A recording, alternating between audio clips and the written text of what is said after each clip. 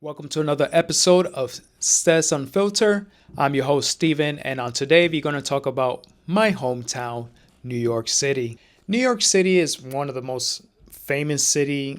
I'm not going to say just in the country, but around the world. New York City is, I'm going to say, one of the richest city in the United States, and I'm not sure where it is in the world, one of the richest city in the world, but I'm going to say is up there. New York City has been going through a lot lately, ever since 2020. Actually, as a native born New Yorker, I was actually born in New York in the mid 80s. I remember my childhood in the late 80s, early 90s, when the city was going with its biggest struggle and there were a lot of crimes. When I was young, my family were living in the southern part of the Bronx. I remember when I was young, a lot of the buildings in the surrounding were burnt down, a lot of drug addicts, a lot of prostitutes and all that stuff. As I actually grew a little older, Mayor Rudy Giuliani came to power in the city. He pretty much cleaned up the city. After that, we had Michael Bloomberg, made the city very prosperous, but at the same time, everything became expensive. A lot of talent around the country came to New York. I mean, New York City is the capital of finance, the capital of media, advertisement. There's a lot of things to do in New York City. New York City, I'm going to say, is one of the great cities to visit, especially during the summertime, if you actually never came here. I know people lately reading comments on Instagram, Twitter, or X, formerly known as Twitter, or even on YouTube. A lot of people don't want to come to New York City now, post 2020, because the city, in reality, those of us who are from this city, started going downhill after 2020. A lot of crimes, migration issue, and all that stuff. And I'm gonna say, as a local, I mean, if there's a way to fix this city, is I'm not sure if it's just by votes, but unfortunately, a lot of people have left the state, not just the city, but the state as well. So a lot of people who actually vote central or conservative, they left the state. Most of them moved to Florida, Tennessee, some of the either one of the Carolinas, Texas, or even out west. My point of view of New York City, I do actually don't see it actually progressing to its glory days of the late 90s, 2000s New York City. The New York City that a lot of you, even me, got to enjoy. Reason why is, I'm going to say, the mindset of the liberal. I mean, I have nothing against liberal, but liberals has become the majority in politics. New York State is pretty much run by Democrats, especially left-leaning Democrats. There's no, there's rarely, if there is, there's probably very few central Democrats here in New York State. But in this state and this city is actually going too far to the left. So there's no balance pretty much. I don't mind if we have a little bit of conservative and a little bit of liberals, but we went too to the left that actually the city and the state, to be honest, is going downhill. You could commit a crime and you're not going to get prosecuted. Even so, they're probably going to book you and just release you. And the trend continue. I mean, if you look at the news, a lot of these crimes that's being committed in New York City, a lot of them are repeat offenders, which is sad. Once you pass strike three, I mean, you might as well keep them in jail. But this liberal mindset or this liberal politics or policies are creating havoc for everyone, to be honest. That's why a lot of people, a lot of businesses are leaving this city and this state. That's another issue. A lot of businesses are leaving New York State and New York City in particular because it's heavily taxed. I think there's something that us liberals or conservative would love to see as lower taxes in New York, especially in New York City. I know there's a lot of social program in this state to help everyone, but there's a lot of corruption. I got a feeling these politicians, if there's a politician watching this video from New York State and New York City, you're pretty much, your policy is hurting everybody. Your policy is hurting businesses. That's pretty much, they're moving out of the state. They're moving out of the city, and that's costing a lot of jobs. For example, I have a uncle who just recently retired. He was working in this factory that been here since like forever, since I was a little kid, and pretty much like 2 years ago, this factory actually moved out to, they closed their door in New York State and they actually moved to Florida, somewhere in the Tampa area. That how many thousands of people lost their job just because they're relocating. And there's a lot of small businesses as well that are leaving. I would like to open up a business here in New York, but unfortunately this state is so anti-competitive, especially this city is so anti-business. That's, if I want to open up my own business, or let's say this channel becomes very profitable, I am not going to register this channel or my other YouTube channels that I have.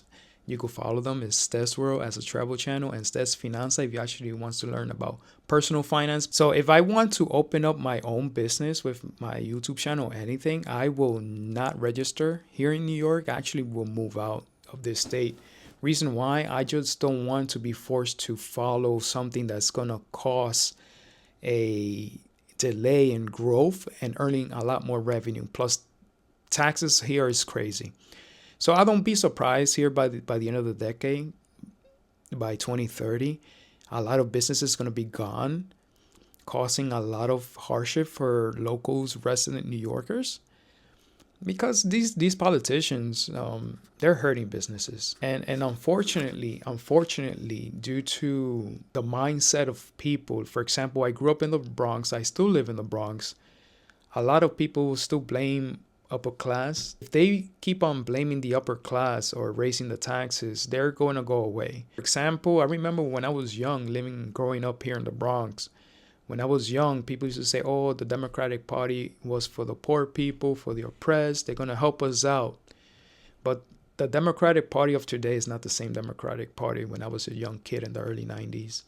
Also, if the Democrat had been forever in power here in New York City and New York State, how come you people or the people that support the Democratic Party are still poor? If you guys support them, I'm gonna break this to you. Neither side, neither the Democratic Party or the Republican Party, they are actually for the rich people overall. They could be for you, but those true politicians, doesn't matter if you're in the left or the right, they're for the people, is very minimal. I'm gonna say out of 100, there's maybe one, maybe 99.9% of the politician, doesn't matter who they are, they're gonna go for corporate or someone with money than the poor people. Maybe that one person is gonna go for it, will fight for you, but one person fighting for the whole, and compared to 99 politicians, it's ridiculous. Another topic I want to talk about New York City is with the incoming mayor, Mayor-elect Mandami. I know that Mandami has some socialist views, because I seen some of the politics, or during when he was campaigning, I kind of seen this in Latin America. As I mentioned earlier, I was born in New York City, but my family are from Latin America. And in Latin America, there has been a lot of corruption. I remember during my lifetime, the biggest country with the biggest money that actually went to trash was Venezuela.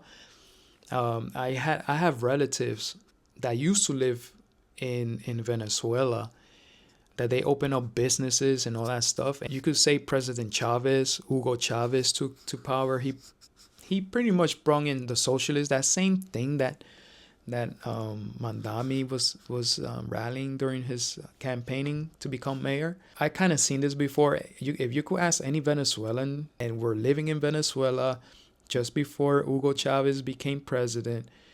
Once he became president, they're going to tell you stuff. They're going to tell you stuff. And many people from other countries that migrated to the United States that have the big socialist movement over there. They kind of ruined their country. I will not be surprised if New York City by 2030 is going to become a dump, just like Venezuela and these other countries. I would like to move out of New York City, not because of Mandami. It's because this city is too expensive, became very expensive to live. Taxes is too high, too darn high, and there's no safety. There's no safety now. Criminals they could jump you, rob you. They could get arrested, and then the next day they are out there doing the same thing again.